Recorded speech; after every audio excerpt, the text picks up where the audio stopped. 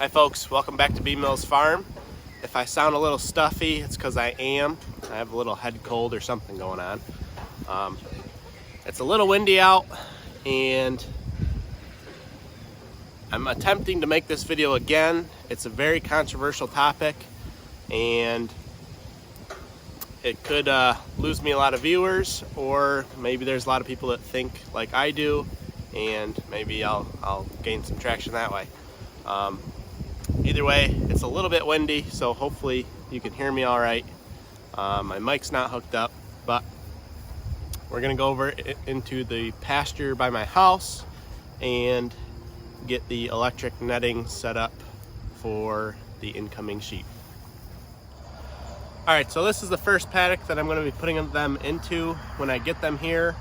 I really want them up on the hill, but putting them here will let me keep my eye on them and make sure that they're not getting through the fence and all that stuff, because it will be a new home and take some time to get used to the new setting. And they're not currently on electric netting. The place I'm getting them from use woven wire like I have on the perimeter of this, but I don't know if they'll respect the electric fence, the 3-strand that goes the rest of the way around. So until they figure out who I am and where home is, I'll put them in the net and make sure they figure it out. So what I'll be using is this Gallagher, I think it's turbo netting. It's made for sheep and goats. I'm really impressed with the output that this thing has. I used it way up on the hill just like as a test. I was initially going to put the pigs up there, but I decided not to so I can keep an eye on them. But I just put it up there and hooked it up to the perimeter fence, and this thing had well over 7,000 volts.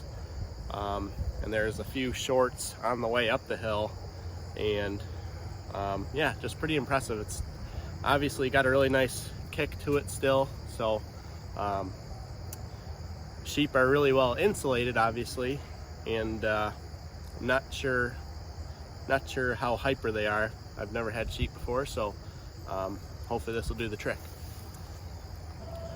So what I'm going to do is have this put out in as big of an area as possible.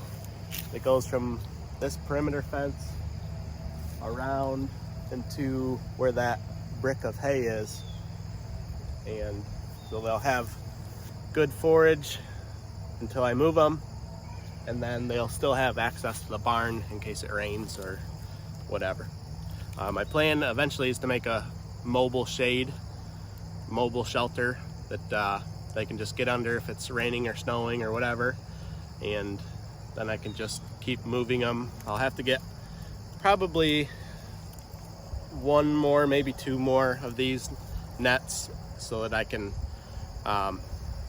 net 2 sections off and then just open apart and let them into the next section, take the net from the first spot that they're in and move it to the other side, and just keep moving them along that way. Hopefully, if they're calm enough, that they'll respect the existing fence that I have.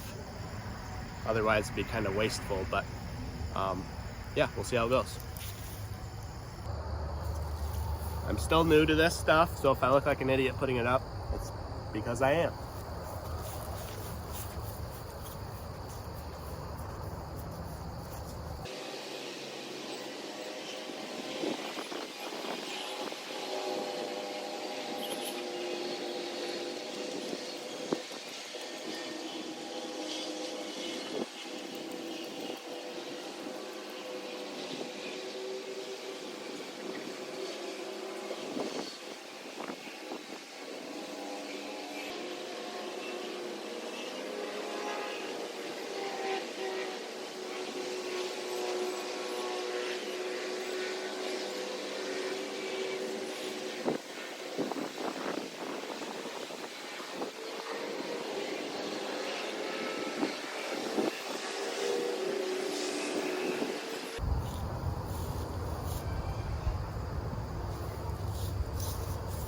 changing my setup. All right, so that worked out pretty much perfect. As you can can see, goes all the way over and back over to here, and it's pretty much half of this paddock, which is what I really want to do. I want to see how many days I can get on half of these paddocks. So hopefully I can divide. They're all three of these down here are pretty much the same size. So I'm hoping to divide each one into two, and we'll see how far that gets us. I'm only gonna have 3 sheep initially, a ram and 2 ewes. So I'm assuming that half of this paddock will last quite a while. And I think it's, you know, again, these numbers are just horribly inaccurate. But they say a cow per acre and 10 ewes per acre.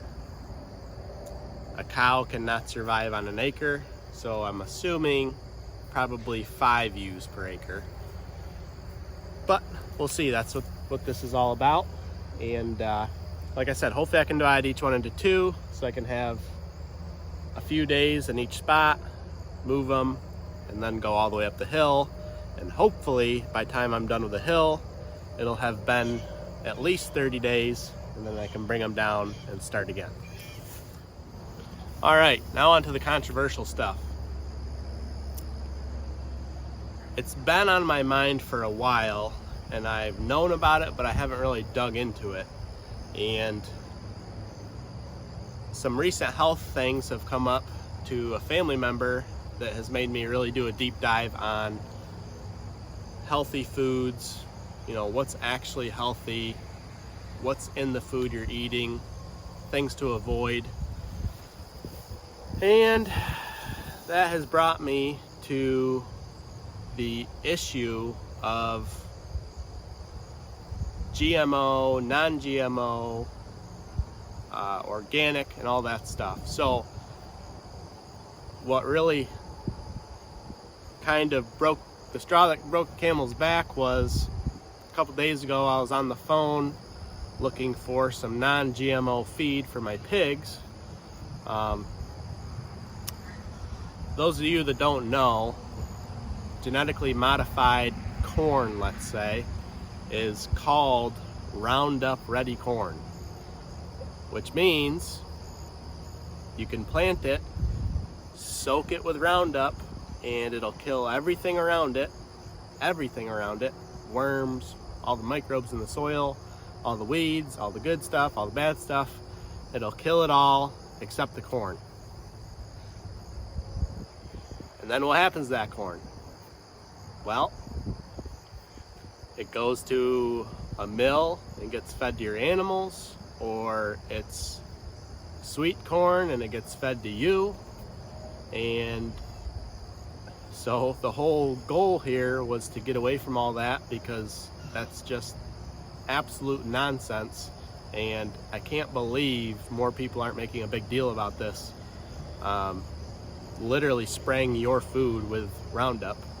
But either way, so I went on the non-GMO side of things and figured, you know, if it's not genetically modified, then probably they're not spraying it with chemicals, at least Roundup. So I'm on the phone with the guy that owns the mill, and you know, it gives me all the prices of the non-GMO stuff, and he's like, well, you can save a lot more money if you just do conventional.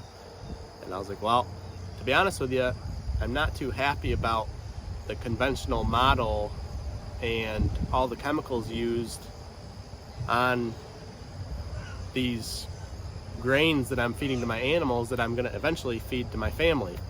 And he's like, oh, well, I gotta be honest with you, there's some really nasty chemicals sprayed on non-GMO corn and soy and all this stuff.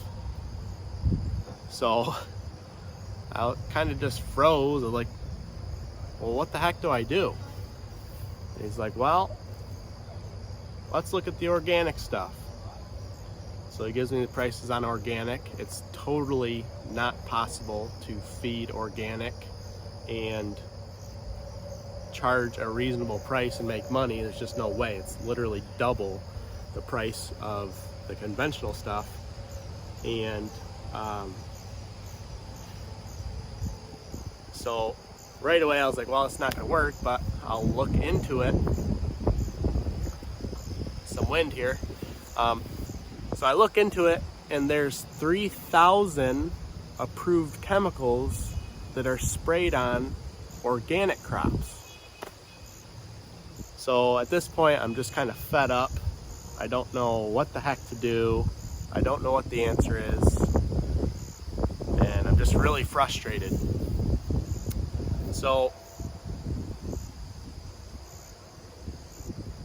that's kind of where I'm at. I don't know what to do. I'm really frustrated. I've looked more and more into what the effects of all this glyphosate, which is the main chemical in Roundup, and it's everywhere. And it's a really controversial topic because who's doing this? Farmers. There's glyphosate in your water. There's glyphosate in your kids' cereal. There's glyphosate in your meat, your fruits, your vegetables. It's everywhere. And most of the population tests positive for glyphosate in their system. So I've debated talking about this. I made a video and I deleted it because it's obviously a controversial topic.